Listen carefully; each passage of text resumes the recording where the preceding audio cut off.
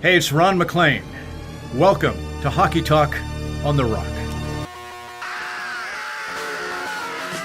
With Laura and Keith.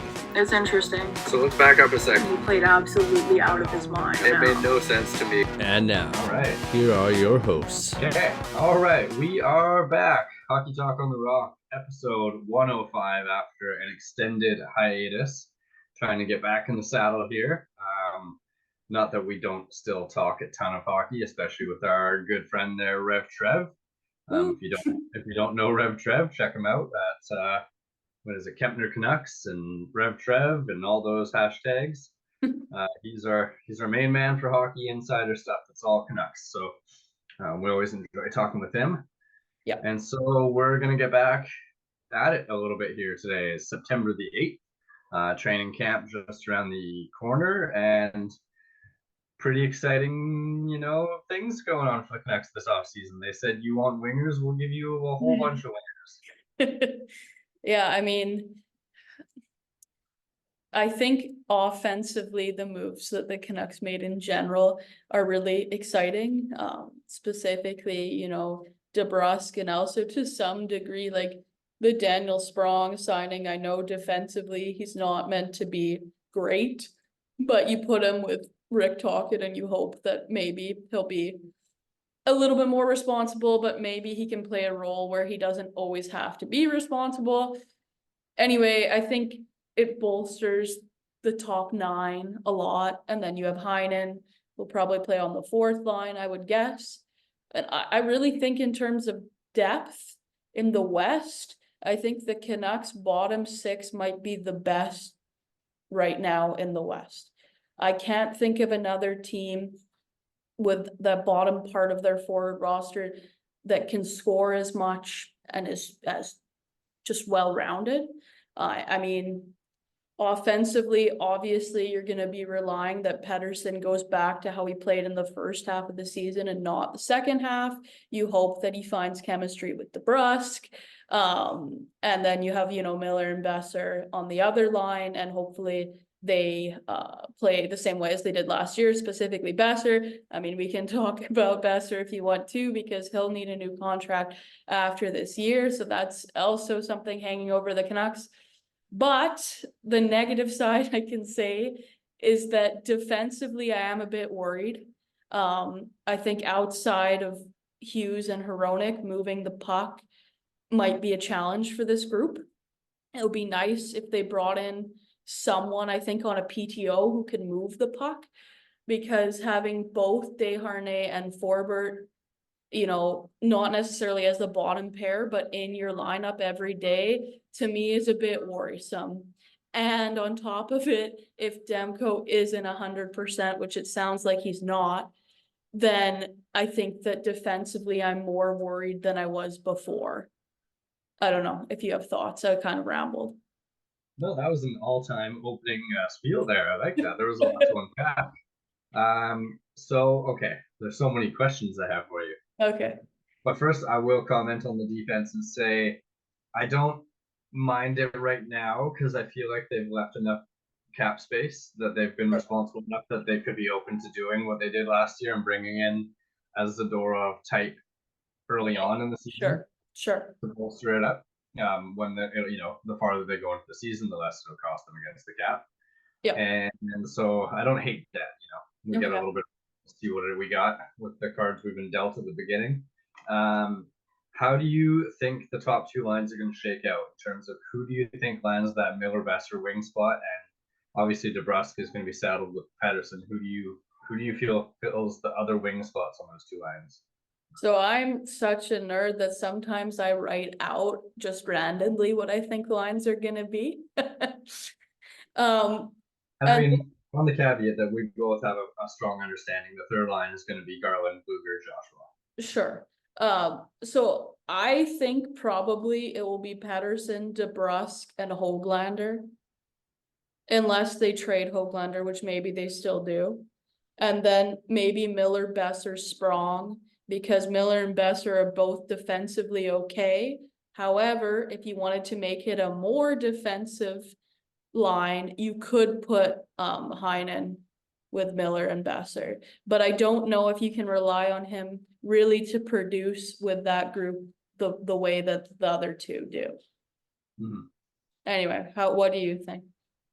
Yeah, I mean, I'm of the same mind. Like, I kind of thought they might put Sprong with Pedersen just because of what you say. Like, Pedersen is so defensively responsible, and Sprong's more of that question mark. So I Yeah. thought that would balance out a Yeah. bit better. But before they brought Sprong, I thought Hyman was going to fill that role in the front line there with Miller and Besser, and Yeah. kind of be like, as good as Suter did. Like, Suter Sure. wasn't great, but he did the role. Yeah. But yeah, I could see Sprong on the Pedersen line, and then did Hoglander play much with Besser Miller? I can't really remember No. now. He mainly was with Petey. In that the same type of vein. Yeah. P is responsible, so we can put Hoglander there. Yeah. And I do think if there is any sort Yeah, of I can take one either way. like, sorry, if they do make a move to bring in a defenseman early on in the season, I can see them moving Hoglander. I could see it being part of the deal to bring someone in on the defense. I don't know, it's just a feeling. Mhm. Anyway.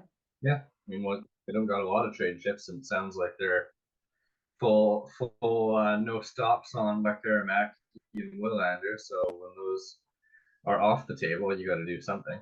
Yeah. Do you feel like either of those guys have a shot at the roster? Probably more Lekaramaki, but not at the beginning of the season. I think if there's an injury later in the season, I can see him coming into play. But not right away. And I think Willander is further away, but I could be wrong. I don't really know.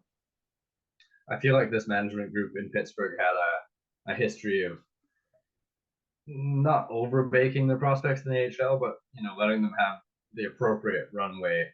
Sure. Before they came up. Yeah. I am excited for Lekaramaki though. Like, part of me really does hope that he blows everyone away in camp and he's on the top line or something. Yeah, no, it'd be great. It would be very nice. Yeah, and then the fourth line, I think you're right. Like, they're offensively very deep, and if the fourth line is going to be something along the lines of Suter, Heinen, and Sherwood. Yeah, Sherwood actually. That That would be a good. Yeah. Yeah. I was trying to think, as you said, that they're probably the deepest in the West. And I was trying to rattle through my head some teams, and I was like, I feel like Dallas is deep, but I also don't know who's on their team. So yeah. I think that the Canucks are definitely up there. If they're not the most, they're one of. And again, it's a good situation, but it's maybe only a good situation if the goaltending's okay. So there was a lot of talk in the last few weeks about how the Canucks were trying to find another goalie because Demko might be out, and now he's skating. And now the latest report is he can play and will play through whatever he has because surgery won't fix it. Yeah. So going into the training camp and the season, it's Demko Silovs, right? Yeah. And I mean, it sounds like Silovs is gonna be ready because there was also the report that he was injured, which, made obviously everyone react totally calmly. But it sounds like it's gonna be those two. I know, like, on 32 Thoughts, they talked about maybe like a Rantanen, that would be nice. A Ranta or Lankinen. I mixed the two names together. On like a PTO in camp, probably more Ranta in this situation because he's 36 or whatever now. For to have another NHL option. It does make me nervous with the history, mainly the Corey Schneider history, which didn't even really happen to the Canucks, right? We traded him before his injuries really took over, but with Demko now, I am officially at the stage where I'm a bit worried. He had the potential, like he still does. I obviously am not in on the loop of this at all, but he was a potential, front runner for the Vezina, really. Like, that's his caliber of goaltender. And hopefully he can get back, he can accommodate whatever this injury is, but it is worrisome for me. Yeah, it's worrisome too. And then like you don't want to see them do it wouldn't be the same situation, but you don't want to see what they did with like trade Snyder and bank on Longo, and then the Yeah. Longo thing doesn't shake out well, Yeah. different reasons, different scenario, but same thing. Like Seelobs has value. He's played some big games. They trade him, and then Demko's Sure. no good because he's injured, and then now you're down what could have been two starting goalies, right? Yeah, it's definitely true. I mean, it's either gonna be a big strength for this team or a big weakness, right, for the year. I don't know how else to say it, because on paper, that goaltending duo is very strong too, if you want to talk. But yeah, I'm excited for this year. I can't wait for the season to get going and to see what the group is. Hopefully, it's a good start. Yeah. I mean, yeah, and myself personally, like I don't really want to see them PTO a veteran. Yeah. I mean, I'm just kind of bummed with how things went with like Halak and Holtby and stuff Sure. like that. And I kind of want to see like, let's say Demko did get hurt and use out a few weeks. I wouldn't mind seeing what Patera could do. Sure. You know? Yeah. No, I Like, agree. why bring him in if you're never going to give him a shot anyway? So Sure. Yeah. You can also keep that cap space for something else. that's right. Yeah. So it's similar to the defense, and I'm willing to just play it out and see how it goes for the first little while. Yeah. There's a lot of good feeling that came from last season. So the Canucks have a more of a runway at the beginning of the year this year than they have in the past. For sure, yeah. Still on the Canucks, it wasn't that long ago that they traded Vasily Podkolzin. We had talked before, I think, most recently with Rev Trev on his Canada Day special about potential trade chips, and we talked about Podkolzin and Höglander on that episode with him. And it turned out they just traded him to the Oilers for a fourth-round pick. Yeah. Essentially for the Oilers to fill their hole lost by the offer sheets that we can get into. Yeah. It's not a high return, especially for a player that was a 10th overall pick. But when you break it down and you look at the depth of the forwards that we've kind of already discussed, and there's even a few more guys like Nils Åman and stuff like that aren't even in that top 12. That this year it seemed like he wasn't a sure thing to have a roster spot, and he was going to have to go through waivers, and they would have lost him for nothing. So at the end of the day, it was asset management. They got something. I don't love it. I had a lot of hope for that guy, but it happens. Yeah, I mean, I think like initially I was disappointed, I will say. But it sounds like also part of the deal was to do with his wife and not being able to go into the States because of visa stuff. So I think the Canucks kind of did Podkolzin a solid, which makes me, I don't know, happier about the organization because obviously they could have traded him anywhere. And I mean, he's never become a regular NHL player and he's 23 now. So it is possible that he goes to the Oilers and he plays with some of their big guys, which is obviously kind of the fear with that team, and he starts to produce. There were flashes with Podkolzin that were very exciting, but again, I'm not that worried about him becoming Cam Neely. Like, there's no other comparison for a Canucks fan except this. I think he'll go to Edmonton and basically he'll be one of the guys on the ice when the top two lines aren't on the ice and they're just waiting to send the top two lines on the ice. But who knows? Maybe he goes on and he has success. It's hard to say. But I think the fourth, I agree with you. It's not great return for a top 10 pick, a 10th overall pick, but they did what they had to do. And for sure, he wouldn't make this roster for sure. So, and he wouldn't clear waivers either. Somebody's going to take him out of there. Yeah. So it's okay. It's too bad, obviously. I mean, you can look back on the Jim Benning first round picks and you have, Hughes and Pettersson, which are obviously two very good picks. And then you have, Juolevi and Podkolzin and Bertanen, right? Those are the three others. So it's either really, really good or really, really bad, it seems. But maybe Podkolzin will end up somewhere in the middle. Who knows? Yeah, good luck to him. Is there anything more you want to say, Canucks, or do you want to segue into the Oilers and their offer sheet stuff? Or We can go to the Oilers. I think that's pretty much it for the Canucks now. okay, yeah, that was incredibly entertaining. Yeah. That the dual offer sheet came out, because it's one of those things. The offer sheets don't happen very often. Fans always are clamoring for them because it's something to talk about. It's exciting, and it's like Yeah, kind of stealing players for lower value than trade value.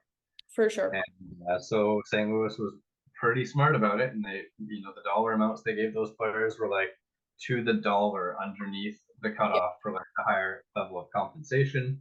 They obviously knew the Oilers were in a very tight spot, cap wise. Yeah. And I mean, it was Holloway and Broberg, right? Yep. So the Holloway one, whatever, he's Yeah. an okay. The Broberg one surprised me. I thought, especially watching him against the Canucks in the playoffs, I thought, well, there's something there. He could be a player. Yep. So I mean, he extremely overpaid, extremely overpaid. Sure. But smart move, because in 2 years they can, Yep. trade him. They can pay him less, or whatever works out to be.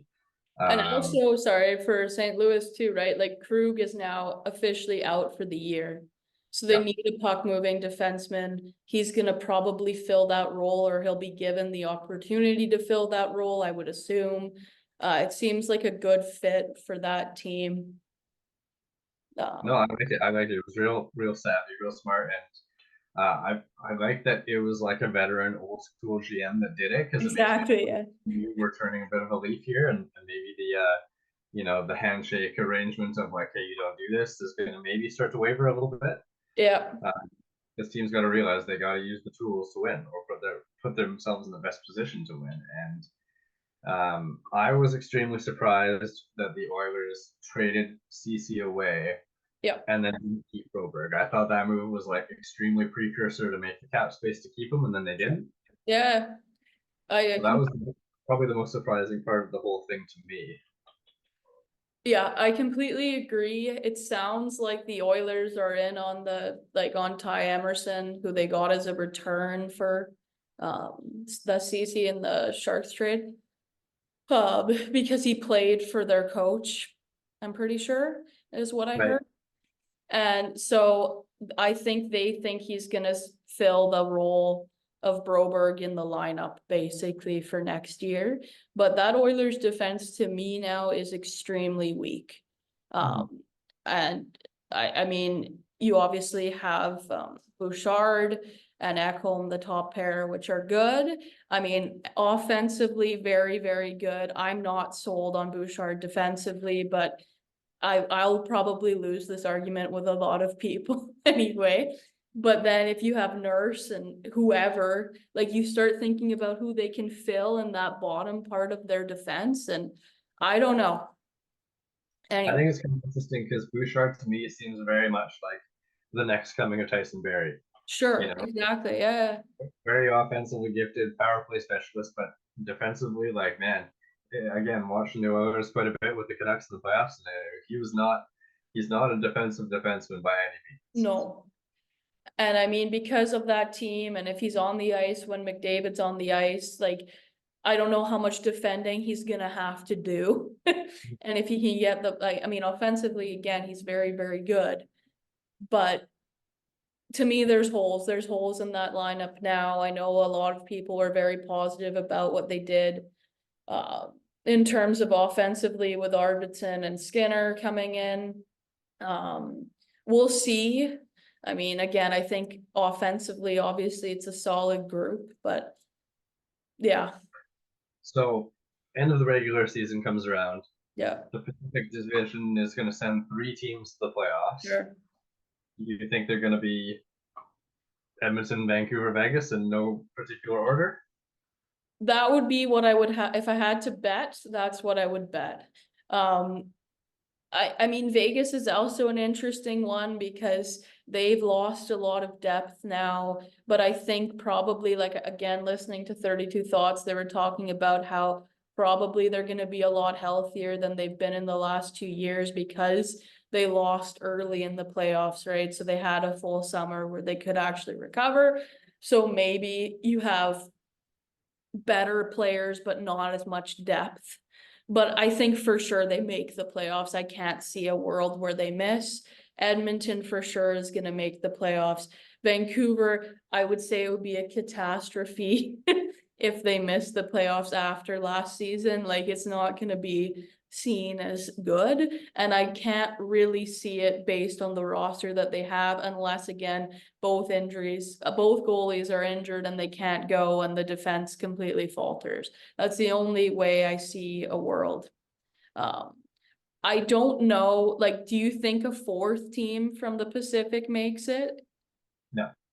Yeah, I kind of agree with you. I mean, I feel like I'm not giving enough runway to the Kings, maybe. Yep. But I mean, if you break it down team by team, like Calgary's heavily rebuilding. Like, No. there's no way. Yeah. San Jose, there's no way. Anaheim, can't see it. Yeah. So there's three of them right there. Utah, are they in ours? Are they Central? No, now they're Central, I think, right? I think. So then who Seattle? Don't love it. Seattle, I mean, to me, it's Seattle or the Kings, I think, are kind of the same level. I would probably say the Kings are a bit higher than Seattle, but I don't think there's that big a difference between the two. And I think they're somewhere in the mushy middle. I will say that I feel like Kemper is going to bounce back in LA. Sure. Because I think he's played his best hockey in his career in the systems that shelter him. And Sure. that's, the Kings play the equivalent of like the park the bus and soccer type style hockey. Yeah. So I can see them being defensively okay and squeaking in because they don't score a lot of goals, but they also don't let in a lot of goals. Yep. Maybe. I could see them being an 8th seed. I mean, if you want to look at the whole West, like for the Central, I mean, for sure, I think Colorado, Dallas, and Detroit, Colorado, Dallas, and who's the other big team in the Central now? I'm forgetting. Winnipeg. For sure they get in, right? But then who else? Like Minnesota? No. I think Nashville made the moves. They're going to be in. Nashville for sure. I forgot about Nashville. Yeah. I think Nashville will be in. St. Louis made the moves that they want to be in. Yeah, St. Louis, to me, I don't know. Do you think they're better than LA? I do. Okay. I don't know. I could see maybe LA over St. Louis, but to me, again, they're kind of the same level. Yeah. Yeah, I wouldn't give like a huge edge to either of them. And then the rest, no, like Chicago, Arizona, no. No. So I mean, Central for me, like Colorado, Winnipeg, Dallas, Nashville make it. Hands down, those four, right? Yeah, I agree. And then in our division, the Pacific, it's Canucks, Oilers, Golden Knights. So that leaves one spot. Will it be Kings? Maybe. Will it be Blues? Maybe. Will it be Kraken? Probably not. Yeah. I mean, you give 6 years and $7 million a year to Chandler Stevenson. You're just desperate. So, I mean, I wouldn't mind Seattle being a bit better though, just trying to establish that rivalry. But yeah, last year was disappointing. For sure. So that's what I would think. If I had to put my money on who gets that 8th spot, I don't know. I guess maybe I'd throw it at St. Louis. Okay. I'll say LA right now to be different, but yeah, I don't have much faith. I do like what Nashville did, regrettably. Nashville for sure has improved. There's no doubt. It'll be interesting to see how much. Because what was it? Stamkos, Marchessault, and Brady Shea were the 3 big ones. Yeah. Any one of those is a big move for any one team. To do all 3 is pretty big. Yeah, and when you consider they already have Saros, who's a very, very good goalie, and Yossi, so you already have 2, all-star players. You're bringing Philippe Forsberg. I think Forsberg is one of the more underrated players. It's true, I agree. Forsberg is really good, and he'll have now some help too offensively. I think they can roll 2 really good lines now, and then see from there. But like last year in the playoffs against the Canucks, it wasn't an easy series for Vancouver. Nashville was pretty good. Now they're, I'd say, substantially better, so we'll see.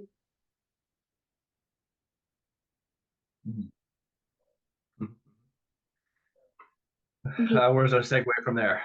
Do you want to go to the East? We can talk about the East. I don't have a lot in my back pocket with the East, but I can ramble. Yeah, we can ramble and then make the same kind of prediction. I don't drop everything. So we got the Stanley Cup champion Florida Panthers. I don't know. Obviously, there's Toronto. There's always talk with Toronto. There's the Mitch Marner stuff. He's still a Leaf. Will he be a Leaf after next year? I think Carolina took a step back, I would say. Yeah, the East is weird.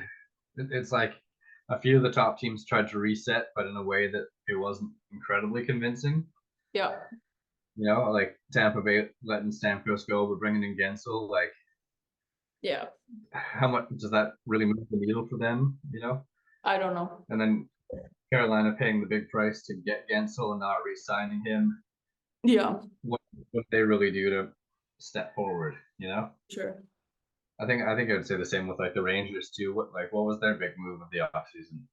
The Rangers stayed pretty quiet. Right? Mind you, I will say, I still think the Rangers are a pretty good team. Like, Oh, for sure. with Carolina, I still think they're good, but I think there's a step back kind of coming. Mm-hmm. Whereas the Rangers, I don't mind as much that they didn't make a big move. I don't know. No, New I agree. Jersey, if you want What's to that, sorry? New Jersey, Oh yeah, no, they did quite a bit, didn't they? they did quite a bit, and it's quite convincing for me. You know, they bring in a couple defensemen, they bring in Markstrom, really to shore up their problems from last year, because again, they really fell off. But I think for sure they'll make a return to being one of the top teams in the East this year, personally. Yeah, and they got Jake Allen as their backup too, do they not? Yeah. Yeah, so their goaltending was an extremely sore spot for them last year, and I think they went from one of the weaker to one of the stronger tandems. Yeah, and I think Markstrom will also be better in New Jersey than he was in Calgary. That's my feeling.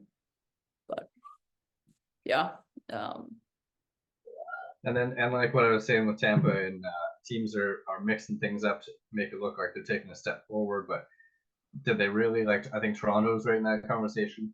Sure. You know, like as Vancouver market fans, how much faith do you have in the combo of Joseph Wall and Anthony Stolarz as your two goalies? Not very much. Like, I wouldn't be thrilled about that myself. No, And then bolstering the defense, like Tannen's going to be good for them for a year or two. Yep. But in that fifth and sixth year of that deal, or is he going to be on Robidoux Island? And like, how good is OEL going to be for them? Like, I don't know. I think that the Leafs will be probably slightly worse than they were last year. Again, I think they have enough talent in that lineup that they'll be fine. It's not like they're gonna miss the playoffs or anything. I just don't think they're gonna be as good as they were. And I think until, I mean, at the end of this year, right, the Tavares contract is done.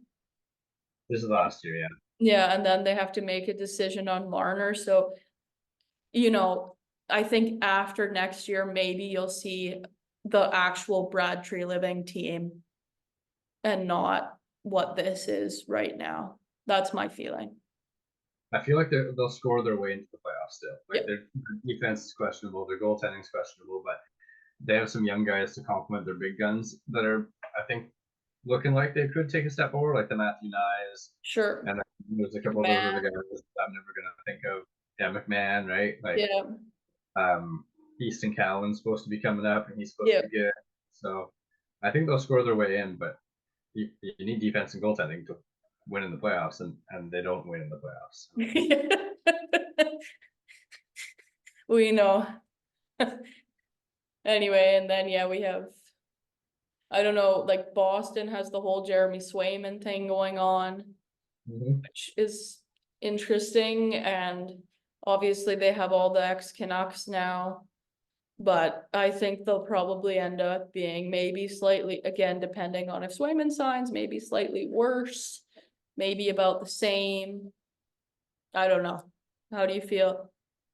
Boston's one of those things that like the next team I bring up is the same thing where Boston year over year I keep going, yeah, there's no way they're going to be good enough to make the playoffs, and they have like President Trophy years or like Yeah. they do really well. I don't give them enough credit. Maybe it's just they have good coaches or whatever. Yeah, I like offensively, I think they'll be better bringing in Lindholm because yeah, he's obviously Zaka and Charlie Coyle, sure. despite the money, and then Zadorov, he'll help them defensively despite the money. Yeah, Yeah, I think they'll be a playoff team, yeah, but I will say that they painted themselves into a corner a little bit with Swayman by trading Allmark when they did before a deal was done. sure. And it's going to cost them because they're going to pay. They're going to pay more than they probably would have had to if they waited to trade Allmark. Yeah, And on that note, like I say, every year I don't have a lot of faith in Boston, but every year I feel like I give a lot of faith to Ottawa, thinking yeah. this is going to be the year. I'm still in that camp. I feel like this is going to be the year that they make some Wow. noise and make the playoffs. Wow. I don't know. I don't have a lot of faith in Travis Green as Yeah. a coach.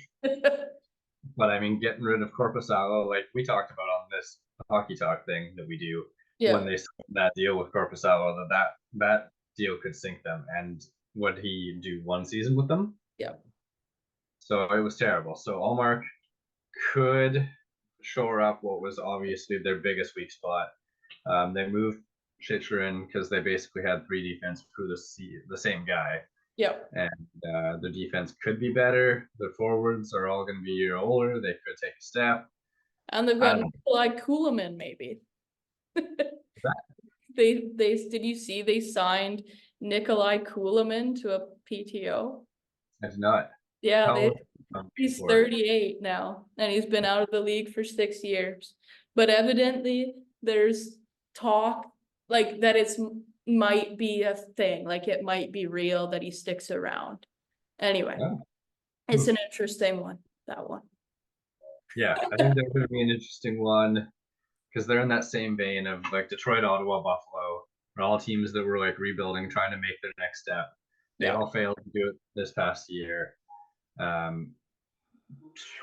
Detroit is a giant question mark. I don't know what they're up to. Seemed like they had a plan and they've deviated to like being content with being on the outside looking in. Yeah, And Buffalo just had like a disastrous year. yeah. I don't know if they did enough to come back into the picture either. Like, I don't know. If I had to pick one of those three teams to take a big enough step to actually make the playoffs this year, I'm going to stick with Ottawa, but I don't. I like it. I mean, of those three teams, I agree with you. I think Detroit, especially if they can't re-sign, or like right now, both Sider and Raymond aren't signed, right? So if they start the season without those two players, I don't have much faith in that team. And even besides that, I don't think they've done that much to improve themselves. Buffalo, I mean, I always feel like Buffalo should be better than what they are, and then they never are. But maybe it's similar to Ottawa. I can see them kind of being about the same. Their young cores are kind of similar. It would be nice to see Ottawa take a step, but I don't know if I see any of them making the playoffs. I think it's still that weird middle ground, but yeah. Time will tell. That's all I've got. Do you have anything else you want to throw out there? No, I think that's it for me. Okay, well, let's put a bow on it, and we'll call that a fairly lengthy return to the pod world, or whatever you want to call us, what we do here. Yeah. So yeah, that's been it. That's episode 105 of Hockey Talk on the Rock, and we're going to try and do this more regularly as we approach the season and get into the regular season that starts in just under a month. Awesome. All right. No, thanks for watching and talk to you soon.